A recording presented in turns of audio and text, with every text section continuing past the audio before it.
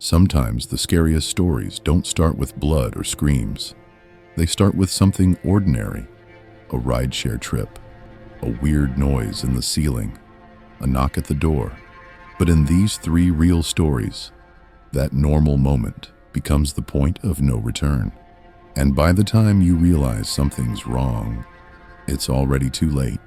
So turn off the lights, and whatever you do, don't open the door unless you're expecting someone. It was just after 2 a.m. when someone knocked on my front door. 3 slow knocks. I live alone in a rural part of the state. Nearest neighbor is a half-mile away. No streetlights, no sidewalk, just woods and gravel road. At first I thought maybe someone was in trouble, car broken down, maybe lost. But when I looked through the peephole, no one was there. I stood still, heart thudding, debating whether to open it. Then it knocked again. 3 knocks. Slower this time. Heavier. Still, no one in sight. I should have called the cops. I should have turned off the lights. Instead, I opened the door, and now I live every day trying to forget what was on the other side. The porch was empty. No footsteps. No tire tracks in the dirt. Just silence, and the feeling that something had been standing there a second ago, watching me, close. I stepped outside cautiously, barefoot, scanning the yard. My porch light flickered once, then steadied. Still nothing. Then I heard it. Breathing. Not mine, not near me, above me. I looked up, and on the roof, crouched at the edge like a gargoyle, was a figure. Its body was lanky, too thin to be human. Arms long, knees bent backward. The head cocked at a sharp angle, like a dog that hears something it shouldn't. Its skin was gray and stretched tight like leather over bone. It didn't move, didn't blink, just breathed, loud, rattling, like it had been waiting. I ran inside and slammed the door. No footsteps on the roof, no thud, nothing. I turned off the lights, locked every door, every window. I sat in the dark with a knife in my hand, phone in the other. No signal, no Wi-Fi. Dead silence. Then, a knock. But not from the front door. From the inside. The back hallway. I turned the corner and stopped cold. All the doors were shut, except the one to the guest room. It was open, and the knocking had stopped. I crept down the hallway. The guest room door yawning open, like a wound in the dark. I didn't want to look inside, but I had to. The room was cold. Still, the air smelled like wet soil and old meat. Nothing looked disturbed, except the closet. It was cracked open, just a few inches. I whispered, "Hello?" Nothing. I grabbed a broom handle and nudged the door wider. It was empty, just hanging coats and darkness. I was about to close it when I noticed something strange. The wall at the back wasn't a wall. It was fabric, a curtain.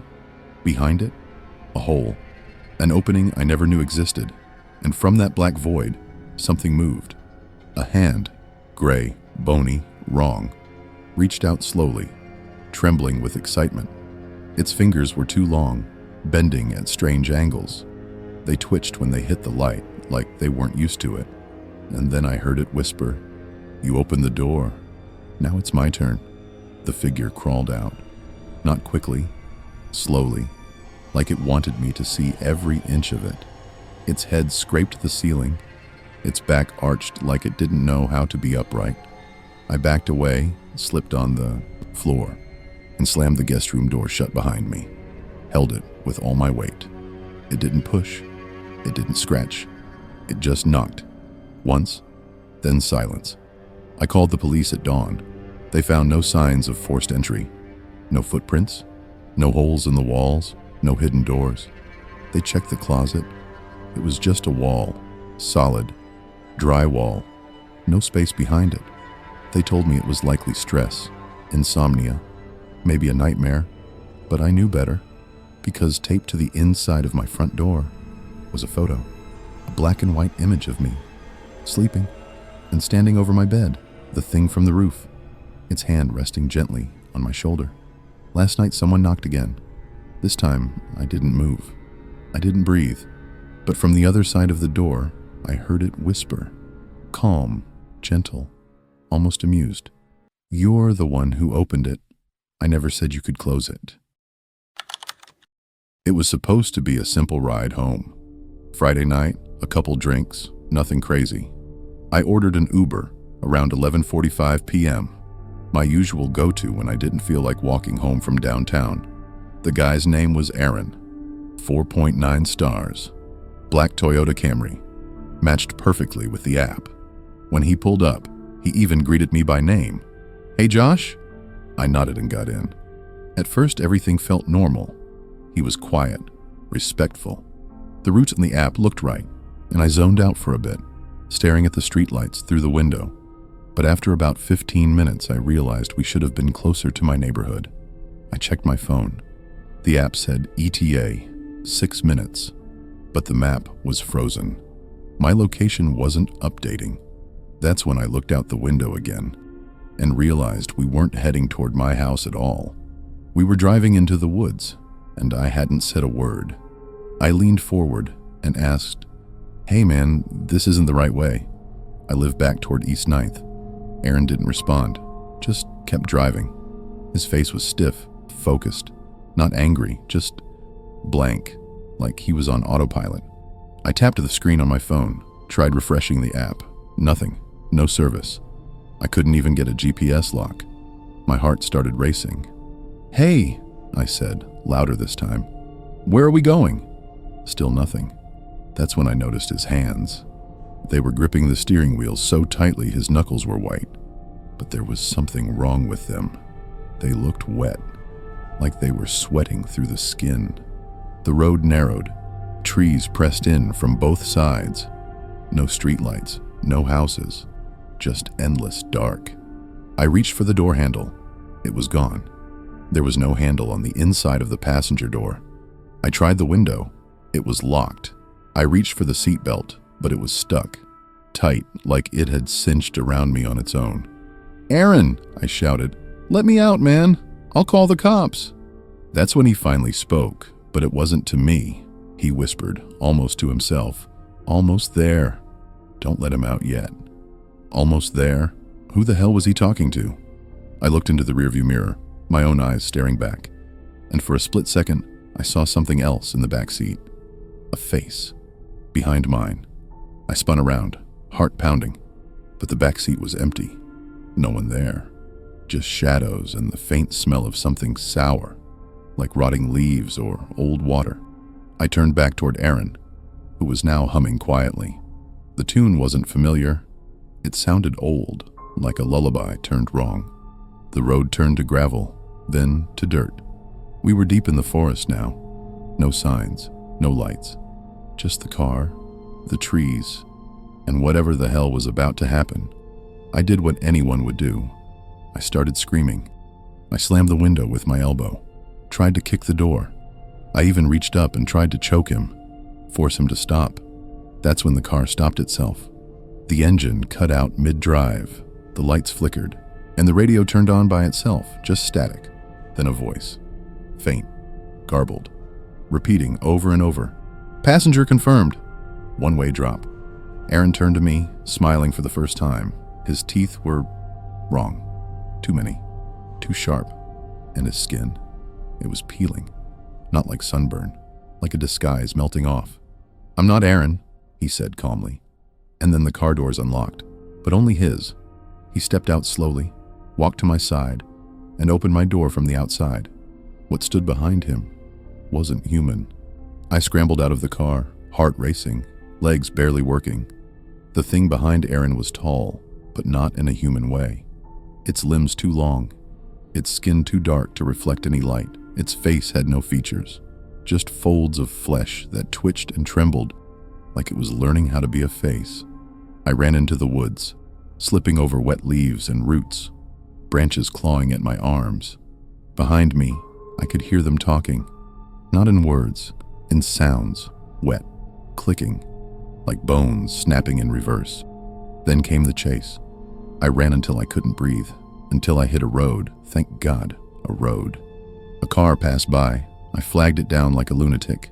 The woman inside let me in, asked if I was okay. I told her what happened. She didn't say a word, just stared straight ahead. And then her phone rang. She answered it, and all she said was, "Second delivery complete." I jumped out of the moving car, broke my arm, busted my lip, but I ran. Made it to a gas station miles away, bleeding and barefoot. The clerk called the cops. I told them everything. They pulled up the app. It said my ride was never completed. Said I canceled halfway through. And the profile? There was no errand, no ride history.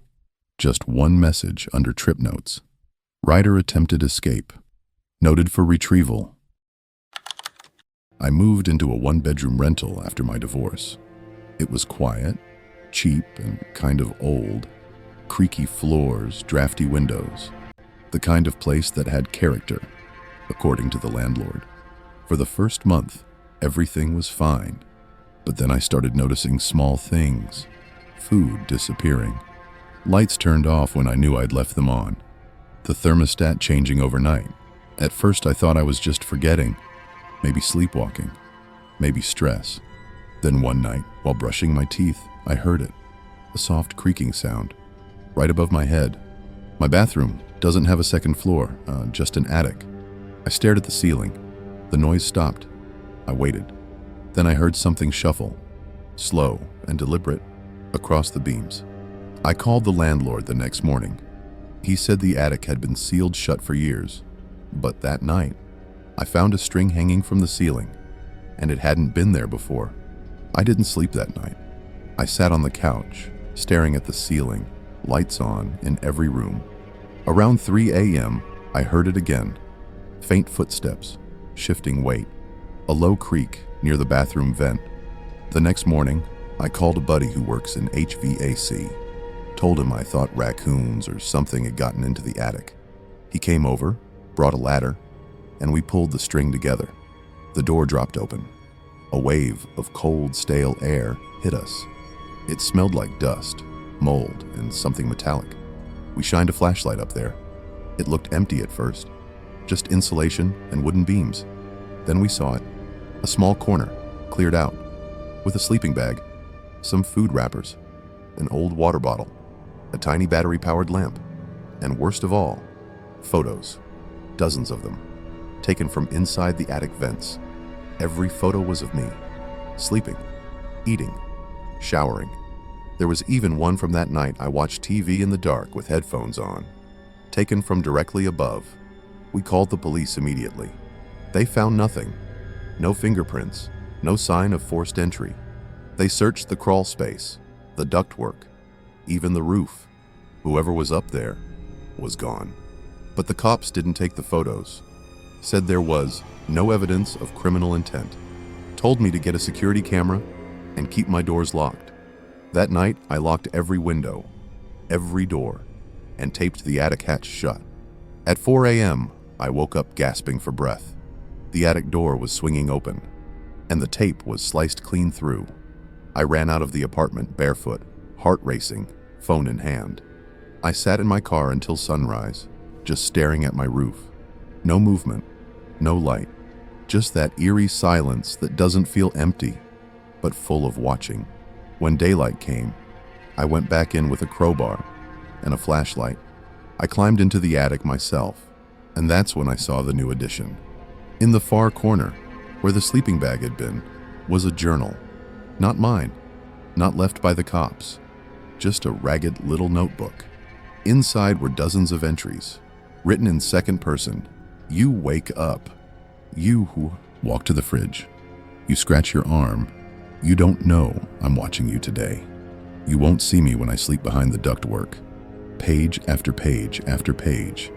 Each one describing my movements from the past month, in detail.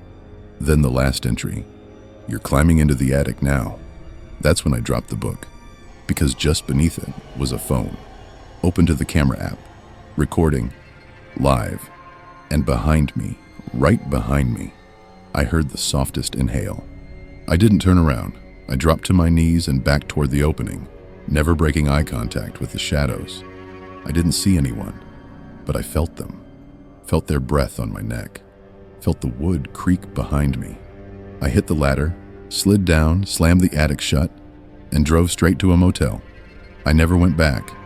I broke the lease, left everything, reported the place anonymously.